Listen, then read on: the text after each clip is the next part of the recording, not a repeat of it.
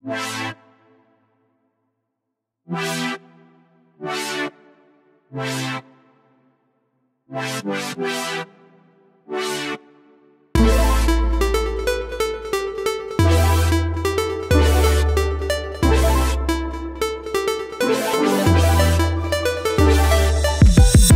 welcome to Fox Raceway. We're here today to test out this bad boy, the new Fox V3 helmet. Now, Fox unveiled this to us yesterday at their HQ in Irvine, California, and we've come to the brand new facility here, Fox Raceway. I say brand new, this used to be Parlour Raceway, but Fox took over the management of this facility last year, I believe. Back to business, we are here to test the Fox V3. As I say, Fox are very excited about this. He gave us the presentation yesterday with all the spiel about what makes his helmet so good and so revolutionary. And basically what makes this helmet so revolutionary is this little logo here, FI. So that means fluid inside, and basically what that means is there's little discs inside the helmet, and these discs have fluid inside them, a special fluid developed by a Canadian company. We met Dr. Blaine yesterday, who kind of invented this tech.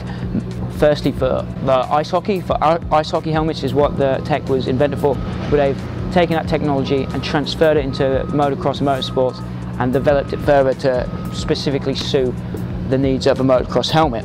What these discs are meant to do is kind of take away rotational forces that are known to give concussions. So the fluid inside this logo here hopefully will reduce concussions. That's the idea. So we're going to give it a go today. Other things that Fox have done with their helmet, the MVRS, so that's the magnetic peak.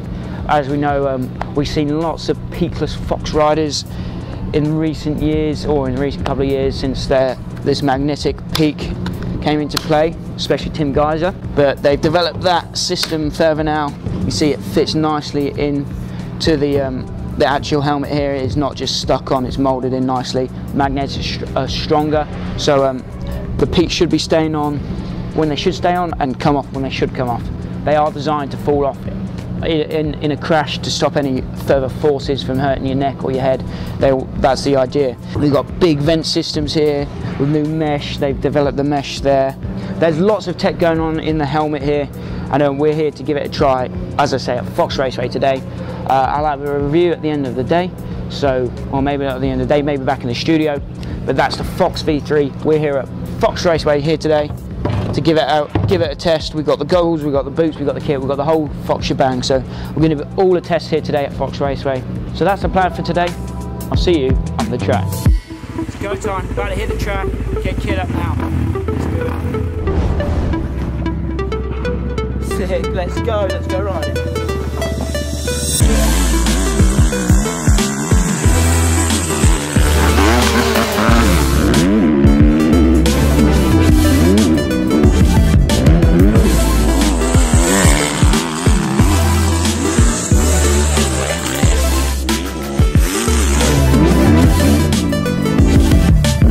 So we finished up riding now, we're back in the studio. Let's just talk a little bit more in detail about the Fox V3, the new Fox V3. Now, like we talked about at the beginning of this video, the big evolution of this helmet is the introduction of fluid inside.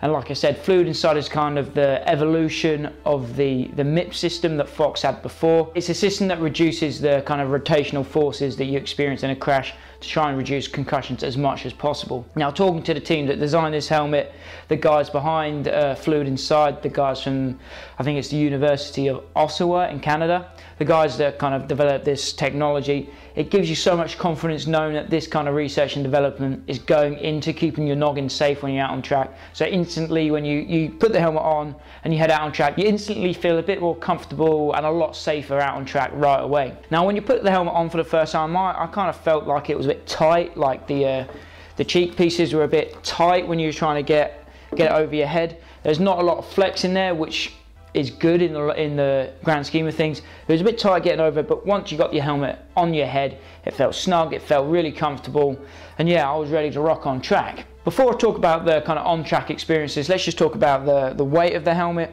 Now, the introduction of the Fluid Inside technology has added a bit of weight.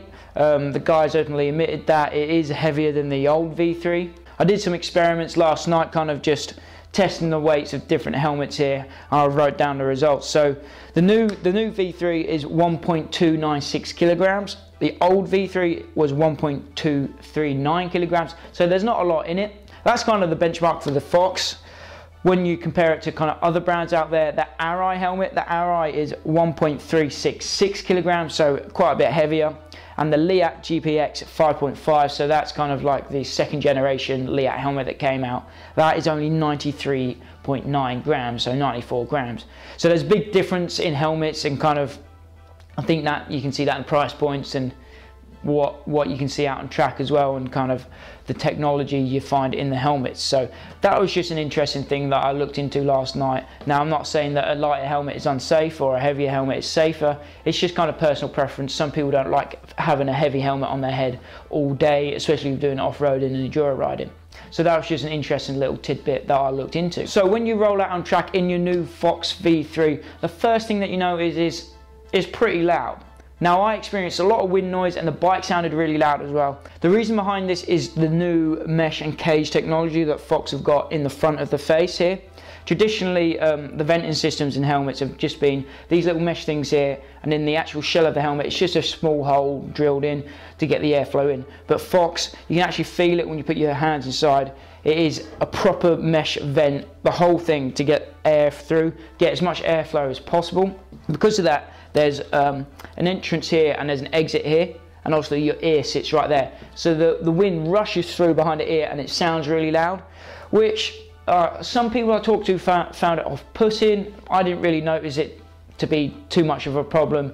I wouldn't say it's negative, it's just a fact that when wearing the Fox V3, your moto is going to be a little bit louder than you used to. Another one of the key features of this new helmet is the new visor. The new visor tech here, they call it, I think, MVRS, but we know Fox have had these magnetic visors for at least the last generation of V3. Basically, the reason behind that is they want to get as much of the stuff off of the helmet that could add extra kind of energy to an impact. So if the visor is actually solidly stuck on, it adds a bit more energy into the crash. It can kind of twist your neck in weird ways. So in a crash, the visor wants to come off as quickly as possible, in a big crash anyway.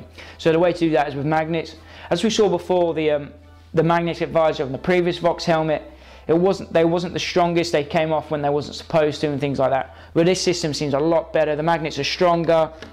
It's kind of built into the helmet here, and the magnets are actually embossed or embedded into the peak and into the helmet for a stronger connection there. So I think we are going to see that system work a lot more efficiently this time around. The visor will come off when it needs to, and it will stay on when we want it to. So to conclude, really, the helmet game's a bit confusing for us, the end user. There's lots of different kind of theories out there and lots of different technology depending where you look.